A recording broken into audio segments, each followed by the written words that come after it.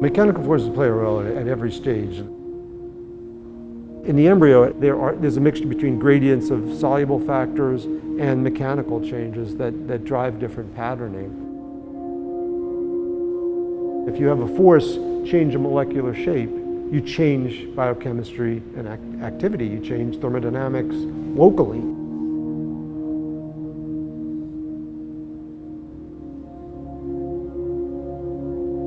I was an undergrad at Yale. I majored in molecular biophysics and biochemistry. I was taking classes where we were learning that the three-dimensional structure of a molecule determined its function. And we were learning about viral structures and geodesics. And I remember seeing these students walking around campus, coming out of the art building, which was near the science building I was at, carrying sculptures that looked just like viruses and structures I was dealing with. I said, like, what is that? What class is that from? And they said, three-dimensional design. Professor Erwin Hauer taught the three-dimensional design class. And he was like this huge hulk of a man, Austrian.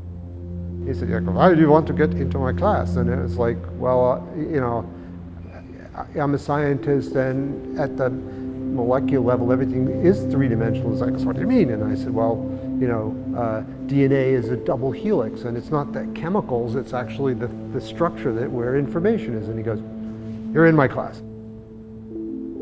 And he gave a lecture on Buckminster Fuller and Kenneth Nelson, and he had a tensegrity, which is a stick and string structure where the sticks don't touch, and they're interconnected basically by this continuous series of tension elements. And as he was talking, I'll never forget, he just would press it and let it go, and press it and let it go. And each time you press it, it would flatten, and let it go, and bounce up. And in a true, you know, classic aha moment, I had just been learning how to culture cells in a cancer lab across campus. And it was about 1975 or 6, and that's when people first described that all cells have a cytoskeleton, which are kind of molecular ropes and cables to me as an undergrad. And I was working on a drug that affected the shape of the cell.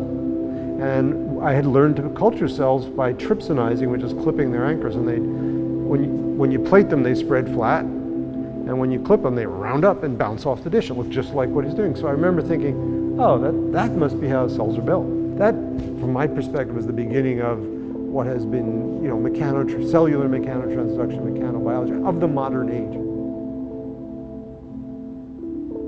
I've always been someone who really believed that you don't make breakthroughs unless you cross boundaries. And if you look back at past breakthroughs, it really is people breaking out of frame of reference. I didn't really know Fuller before I got into Tensegrity and started reading on him, but you know, he had a quote I loved, which he said, nature has no separate departments of chemistry, biology, physics, or art. You know, so why do we teach the world that way? And it is so true. But if you're really trying to advance the field into the future, open up whole new areas of exploration, to be a real explorer in science, you have to cross boundaries.